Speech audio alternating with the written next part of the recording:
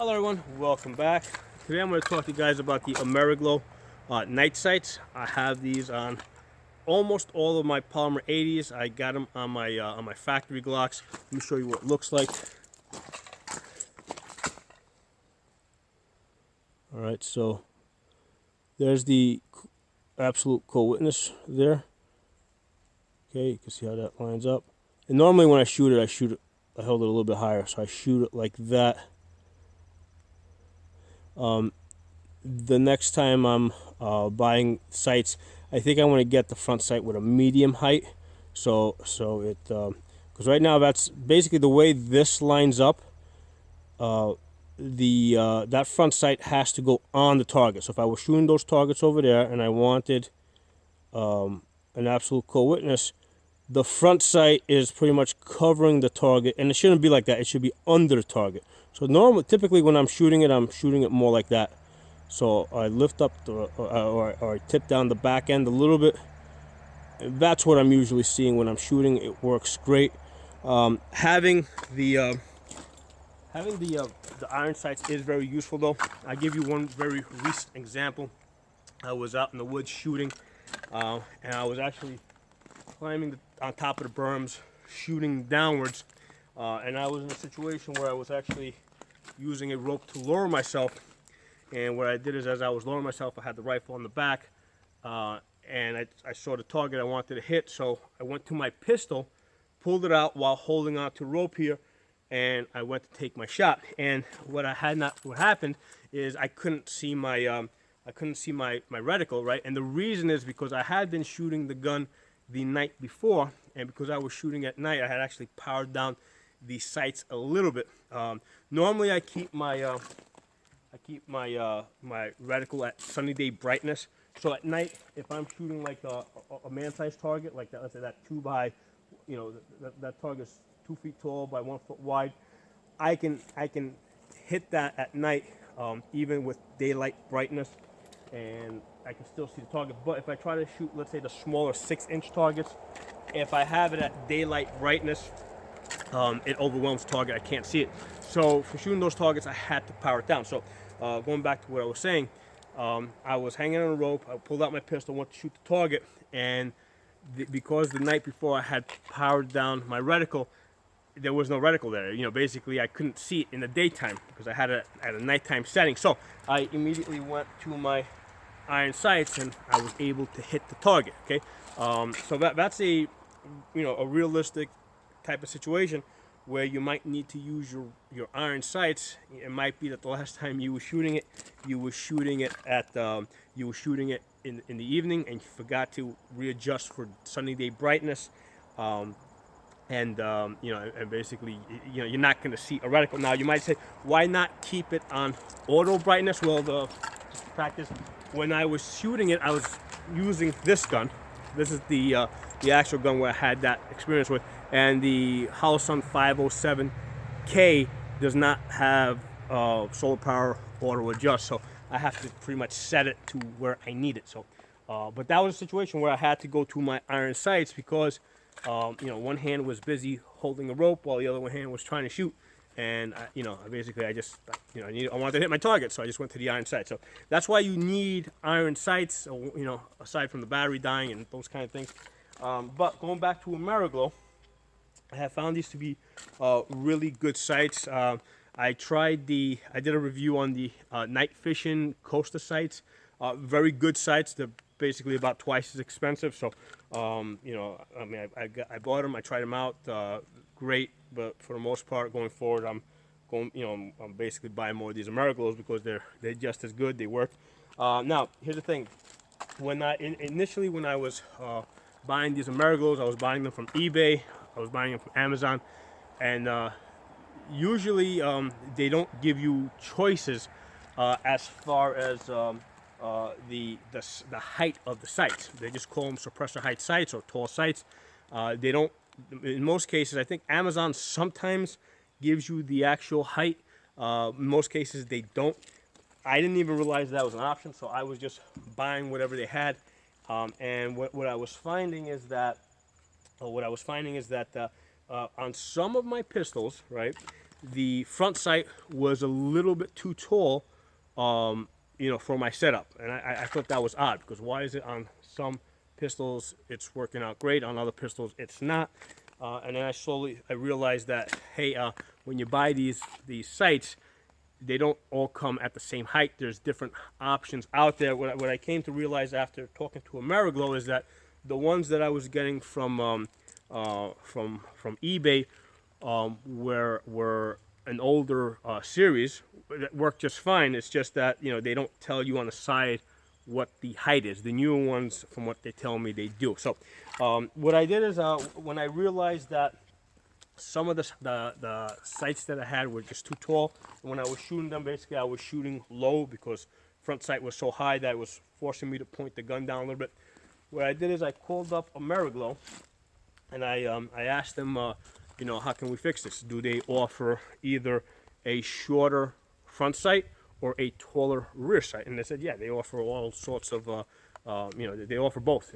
I can change it either way. So what I decided is, since I already had tritium in the front, and the tritium front sight is more expensive than the blank rear sight, what I did is I ordered some additional blank rear sights that were a little bit taller, and I put them into the guns, and now I get that perfect co-witness. So now, one of the things I want to tell you guys, I want to show you guys, is how to figure out what the right size is, especially if you already got a pair of these sights and the alignment isn't right for you.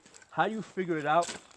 Well, first thing I'm going to do is I'm going to give you guys the phone number to Ameriglo. It's 470-223-4167. Here, let me hold it up here. That's Ameriglo's phone number, 470-223-4163. All right. Call them up, get their catalog, because I didn't even realize that they have so many options. I mean, these guys have pages and pages and pages of different sights at different heights. So definitely call them up, get this catalog. It'll be useful for when you want to order sights from them. The other thing I realized is, going forward, I don't want to buy these sights from eBay or Amazon. I want to call them up and basically talk to them and figure out what sights I want to get. And basically I want to tell them is, hey, I got a Glock, Palmer 80 Glock 17. I got a Holosun 507C or 507 ACSS, and I'm looking for an absolute co-witness or a lower 1/3 co-witness. Talk to them, and then they'll kind of tell you, they'll help you figure out what the right sight, or what the right sights are. Okay. Now, if you're calling them up, if you got a situation like I had, where the front sight was a little bit too tall, and you kind of needed some way of matching that up, I'm going to show you a technique that I use. So what you need is a pair of calipers like this, right? If you do any reloading or anything like that, you're going to have them. If you don't, go buy them. They're like $10 or $12. I think $15 the most.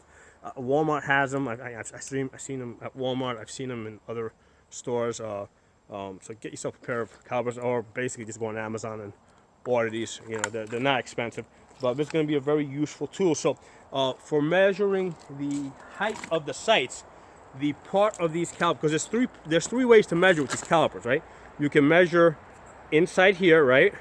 You can measure here, right? So let's say you want to measure how wide something is, right? You can basically, you can measure here like that, right, inside. But there's also this end over here, and this is the end that we're going to use, to measure the height of the sights. And the way we're going to do that, right, is you're going to, let's say I got my front sight here. I'm going to take this over here. I'm going to put that flush with the sight, and then I'm going to lower it until it touches, right? See how I'm going to lower it until it touches, right? And then that's going to give me that height. Make sure you guys can see what I'm doing here, right? And then it's telling me that this is about 2.11415, somewhere in between there. Okay, so no, actually no, it's more 3.14, 3.15. Okay, 3.14, 3.15. So now when you're calling these guys up to talk to them about what you have, you've got some way of actually telling them what you have, the height of the sights of what you have versus where you want to go. And you can do the same thing with the rear, right? Just put it flush there, right? And then on the back over here, when I put it flush over here, I have, what do I got there? Looks like I got 3.79. Okay, so basically, what once you give these guys these numbers, and you can tell them, hey, listen, this is what my front sight is, that's what my rear sight is. I want to go a little bit shorter in the front or a little bit taller in the back. If you need to go the opposite direction, however you need to go. Now you have a way of communicating with them and having them help you figure out what the correct sights for you are going to be. So that's how I was able to get the right sights. If you get a bunch of them, they'll give you a discount over the phone, because I needed like 4 of them, so they gave me like a 20% discount, because they had also been mismatched. So that's another thing you can do. Now, something important for you guys to know: when you place your order, okay, the order is going to show up as Trigicon on your credit card. Okay, so because what happened is I saw there was a charge from Trigicon. And I'm like, wait a second, I didn't order anything from Trigicon. I think somebody stole my card. And then I suspected maybe it was them. So I called them up at this number. They're pretty good about picking up the phone. A lot of times these companies are really bad about picking up the phone. They give you, they run through the whole voicemail and electronic telephone tree. These guys were pretty good about picking up the phones. Both times I called them, somebody was there to pick up the phone and talk to me.